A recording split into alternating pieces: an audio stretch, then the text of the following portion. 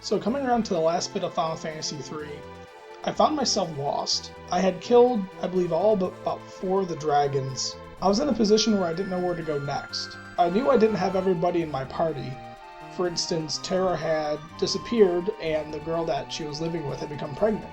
I didn't know what happened to them, and I figured I was going to need Terra in my party because I needed 3 parties in order to attack Kefka's tower. And currently I didn't even have enough to make 2 full parties. On top of that, I knew that the old man, Realm's grandfather, was part of Kefka's cult. He was marching around in front of Kefka's cult's tower, and I wanted to get him into my party again. I didn't know how, though. So after digging around for a while and realizing that I wanted to finish this game this month so I could move on hopefully to AccuRaiser before we hit July, I swallowed my pride and resorted to looking up guides on the internet. And what I came to find out was I didn't just miss getting Terra and the old man and a couple dragons, but there's a load of content in this game that is hidden all throughout the second half. And that really, I guess it didn't surprise me so much, but rather it left me with a little bit of pause. I didn't realize just how much of the game I actually missed. And this initially gave me some mixed feelings. I knew I didn't want to spend another 40 hours in Final Fantasy III trying to find every single little piece. I didn't want to find all the super weapons, all the spells, get all the characters, and spend that much time doing it. But at the same time, I want to get enough to be able to finish the game and say, yep, I got a good chunk of the content, I feel confident that I've played it, and I got a good idea how the game played. So in this way, the game was almost asking more time of me than I was willing to give. So I followed the guides, got what little bits and pieces I needed, and I started talking about this with some of the people that have played through the game. And what I began to realize is that the requirement to spend so much time on the game might not have necessarily been for me as a gamer. That rather this was meant for other players who were enthralled in the world, who loved every little bit of melodrama and story about each of these characters, and really wanted to dig in and spend that extra 40-50 hours finding the hidden switches on stairs and retreading old ground from different dungeons and just trying to find everything. So then I began to evaluate this time commitment not so much as a downside, but rather that negative being 2 sides of the same coin. Final Fantasy III allows you to complete the game while missing a large amount of content, but if you don't play the game strictly to get a high enough level to beat the game, beat Kefka, and complete the main story, if you are further invested and are the kind of player that wants to spend more time on the game, it allows you to do that, and it rewards you for it. And because it's optional, it doesn't force you to put that time into it. So it's accommodating 2 different audiences at the same time. As a particular point in the game that really consolidates this idea, on the floating island, near the end of Act 1 coming into Act 2, I found out that Shadow, who was previously pushing one of the goddess's statues in order to keep Kefka from doing whatever he's trying to do, can survive. If you wait till nearly the end of the timer while you're on the floating island, Shadow will show up and you can save him and he will become part of your party eventually. And there's an entire storyline involving dream sequences with Shadow. This whole line of content is something I missed. The only reason why I even know about it is through discussion with other people who had looked at guides and had played it more thoroughly than me. And it's moments like this that make the hobby of gaming very complicated. When one has to evaluate what the meaning is of having this hidden content, is it meant for obfuscation? Is it tried to artificially extend the length of the game? Or is it meant to accommodate to a different kind of audience, a different kind of gamer? These sorts of choices and each sort of misses leave me with mixed feelings. I feel disappointed in myself because I missed these different details. I feel like I missed out on part of the game, but at the same time, the absence of seeing this content haunts me. The game ends up beckoning me, wanting me to try to come back, find more of that content. And these hidden details also build little legends and little pieces of lore that different players will talk about each other in the metagame. Did you check this cave? Did you know that you can get the Yeti if you bring Mog to this exact location?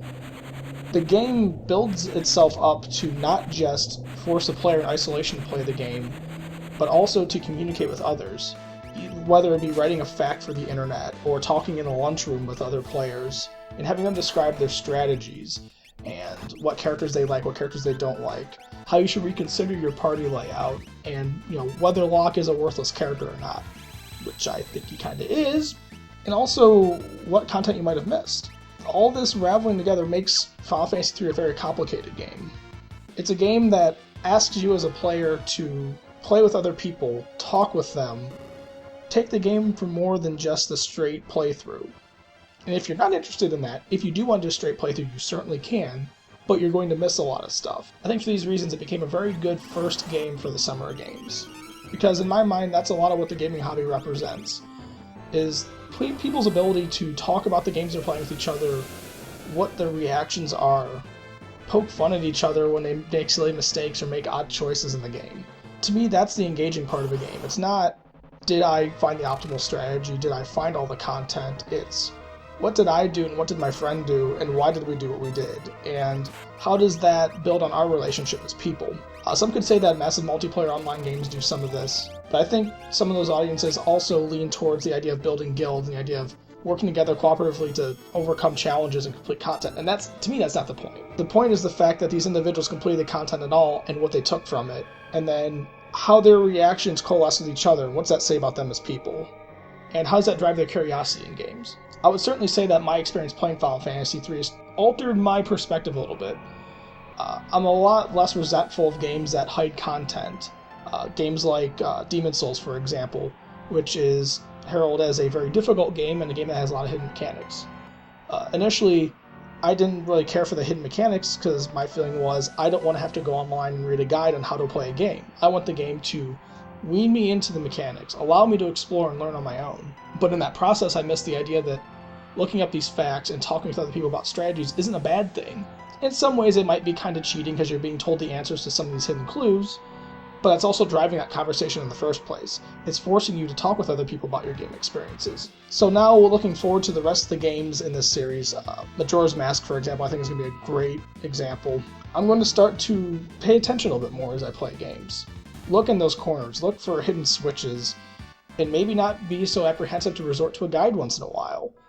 While it may tell me the secrets that I very well could have found on my own, it's also going to act as a catalyst to my own imagination and curiosity.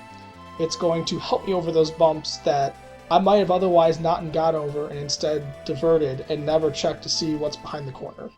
By virtue of having shared my feelings about Final Fantasy III as I've played through it these past few weeks, I feel a little obligated to give either a final recommendation or otherwise reasons to stay away. I'm not sure. There are parts of the game that kind of pull me away from it.